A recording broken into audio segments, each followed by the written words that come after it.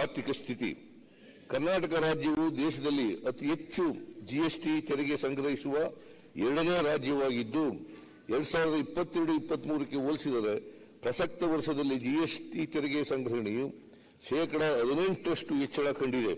ಸ್ವಂತ ತೆರಿಗೆ ರಾಜಸ್ವವು ಹಿಂದಿನ ವರ್ಷಕ್ಕೆ ಹೋಲಿಸಿದರೆ 23-24ರಲ್ಲಿ 12% ಬೆಳವಣಿಗೆಯನ್ನು ಸಾಧಿಸಲಿದೆ.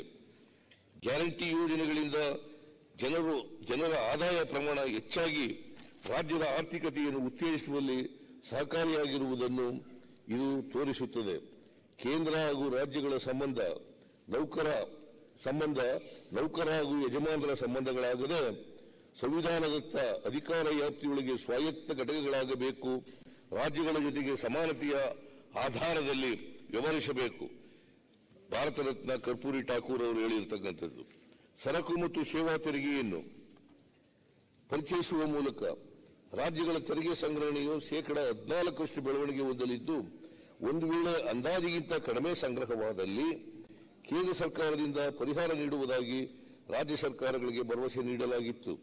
14% ಬೆಳವಣಿಗೆ ದರದಂತೆ 2017ರಿಂದ 2023-24ರವರೆಗೆ ರಾಜ್ಯದಲ್ಲಿ ಒಟ್ಟು 4,92,296 ಕೋಟಿ ರೂಗಳ ಜಿಎಸ್ಟಿ ತೆರಿಗೆ ಸಂಗ್ರಹಣೆಯಾಗುತ್ತದೆ ಎಂದು ಅಂದಾಜಿಸಲಾಗಿತ್ತು. ಆದರೆ ವಾಸ್ತವಿಕವಾಗಿ ರಾಜ್ಯದಲ್ಲಿ 3,26,764 ಕೋಟಿ ರೂಗಳ ಜಿಎಸ್ಟಿ ತೆರಿಗೆ ಸ್ವೀಕೃತವಾಗಿದೆ.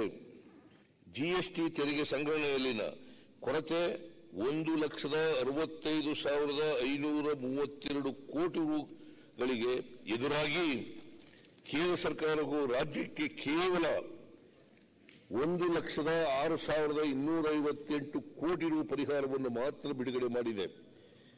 ಜಿಎಸ್ಟಿ ತೆರಿಗೆಯ ಈ ಅವೈಜ್ಞಾನಿಕ ಅನುಷ್ಠಾನದಿಂದ ರಾಜ್ಯಕ್ಕೆ ಕಳೆದ 7 ವರ್ಷಗಳ ಅವಧಿಯಲ್ಲಿ ಒಟ್ಟು 59,274 ಕೋಟಿ ರೂಗಳ ನಷ್ಟವಾಗಿರುತ್ತದೆ. 15ನೇ ಹಣಕಾಸು ಆಯೋಗವು 2020-21ಕ್ಕೆ ಅನ್ವಯವಾಗುವಂತೆ ನೀಡಿದ್ದ ಮಧ್ಯಂತರ ವರದಿಯ ಶಿಫಾರಸಿನಿಂದ ರಾಜ್ಯಕ್ಕಾದ ಅನ್ಯಾಯವನ್ನು ಸರಿಪಡಿಸುವಲ್ಲಿ ಇಂದಿನ ಸರ್ಕಾರವು ವಿಫಲವಾಯಿತು.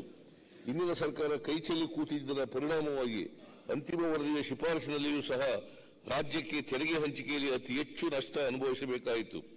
ರಾಜ್ಯದ ಜಿಎಸ್ಟಿಪಿ ಲೆಕ್ಕಾಚಾರ ಮಾಡುವ ವಿಧಾನದಲ್ಲಿ ಬದಲಾವಣೆ ಹಾಗೂ 1971ರ ಬದಲು 2011ರ ಜನಗಣತಿ ವರದಿಯ ಬಳಕೆಯಿಂದಾಗಿ ಅಭಿವೃದ್ಧಿಶೀಲ ರಾಜ್ಯಗಳಿಗೆ ಭಾರೀ ನಷ್ಟ ಉಂಟಾಗಿದೆ. 14ನೇ ಹಣಕಾಸು ಆಯೋಗ ಶಿಫಾರಸು ನೀಡಿದ್ದ ಹಂಚಿಕೆಯ ಸೂತ್ರವನ್ನು ಪಾಲಿಸಿದ್ದರೆ ಕರ್ನಾಟಕ ರಾಜ್ಯಕ್ಕೆ 2,77,350 ಕೋಟಿ ರೂಗಳ ತೆರಿಗೆ ಪಾಲು ಸ್ವೀಕೃತವಾಗುತ್ತಿತ್ತು. ಆದರೆ 15ನೇ ಹಣಕಾಸು ಆಯೋಗದ ಶಿಫಾರಸಿನಿಂದ ರಾಜ್ಯಕ್ಕೆ 2,15,253 ಕೋಟಿ ರೂಗಳು ಮಾತ್ರ ಹಂಚಿಕೆಯಾಗಲಿದೆ ಎಂದು ಅಂದಾಜಿಸಲಾಗಿದೆ. 15ನೇ ಹಣಕಾಸು ಆಯೋಗದ 6 ವರ್ಷದ ಅವಧಿಯಲ್ಲಿ ಕೇಂದ್ರದಿಂದ ರಾಜ್ಯಗಳಿಗೆ ಹಂಚಿಕೆಯಾಗುವ ಒಟ್ಟು ತೆರಿಗೆ ಹಂಚಿಕೆಯಲ್ಲಿ ರಾಜ್ಯಕ್ಕೆ 62,098 ಕೋಟಿ ರೂಗಳಷ್ಟು ನಷ್ಟವಾಗಿದೆ ಎಂದು ಅಂದಾಜಿಸಲಾಗಿದೆ. ಇದಲ್ಲದೆ 15ನೇ ಹಣಕಾಸು ಆಯೋಗವು ಮೊದಲನೇ ವರದಿಯಲ್ಲಿ 2020-21ನೇ ವರ್ಷಕ್ಕೆ 5,495 ಕೋಟಿ ರು ವಿಶೇಷ ಅನುದಾನ ಒದಗಿಸುವಂತೆ ಹಾಗೂ ಅಂತಿಮ ವರದಿಯಲ್ಲಿ ಬೆಂಗಳೂರಾಯುತವಾಗಿ ರಾಜ್ಯಗಳಿಗೆ ಹಣ ಬಿಡುಗಡೆ ಮಾಡದ ಕಾರಣದಿಂದಾಗಿ ದೇಶದ ಎಲ್ಲ ರಾಜ್ಯಗಳ ಹಣಕಾಸು ಸಾಮರ್ಥ್ಯದ ಮೇಲೆ ವ್ಯತಿರಿಕ್ತ ಪರಿಣಾಮ ಉಂಟಾಗಿದೆ. ಕೇಂದ್ರದಲ್ಲಿ ಆಡಳಿತದಲ್ಲಿರುವ ಪಕ್ಷವೇ ದೇಶದ ಹಲವು ರಾಜ್ಯಗಳಲ್ಲಿ ಆಡಳಿತದಲ್ಲಿರುವ ಕಾರಣ ಅವರಿಗೆ ಈ ಅನ್ಯಾಯಗಳ ವಿರುದ್ಧ ಧ್ವನಿ ಎತ್ತಲು ಸಾಧ್ಯವಾಗುತ್ತಿಲ್ಲ.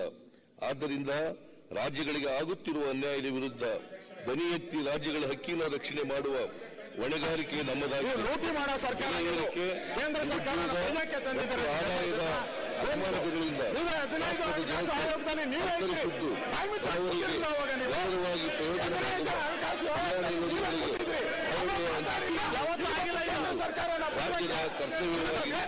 ರಾಜಸ್ವ ಪ್ರಗತಿಯಲ್ಲಿ ಹಾಗಾದ್ರೆ ಮಾತಾಡ್ಲಿಕ್ಕಿಲ್ವಾ? ಆಯ್ತು, ಕೂತ್ಕೊಂಡು ಮತ್ತೆ ಮಾತಾಡಿ, ನಂತರ ಮಾತಾಡಿ. ರಾಜ್ಯ ಸರ್ಕಾರ ಮಾತಾಡಿ. ರಾಜಸ್ವ ಹೆಚ್ಚುವರಿ ಈ ಹಿನ್ನೆಲೆಯಲ್ಲಿ ನಾವು ರಾಜಸ್ವ ಕೊರತೆಯ ಆಯವ್ಯಯವನ್ನು ಮಂಡಿಸಿದ್ದರೂ ಸಹ 2024-25 ಆಯವ್ಯಯದಲ್ಲಿ ಕಲ್ಯಾಣ ಕಾರ್ಯಕ್ರಮಗಳಿಗೆ 1,20,373 ಕೋಟಿ ರೂಗಳ ಅನುದಾನವನ್ನು ಹೆಚ್ಚಿಗೆ ಮಾಡುತ್ತೇವೆ. ಅಲ್ಲದೆ ಬಂಡವಾಳ ವೆಚ್ಚಕ್ಕೆ ಅನುದಾನದ ಕೊರತೆ ಉಂಟಾಗದಂತೆ ನಾವು ವಿತ್ತೀಯ ಕೊರತೆಯನ್ನು GSDPಯ ಶೇಕಡ 33 ಒಳಗೆ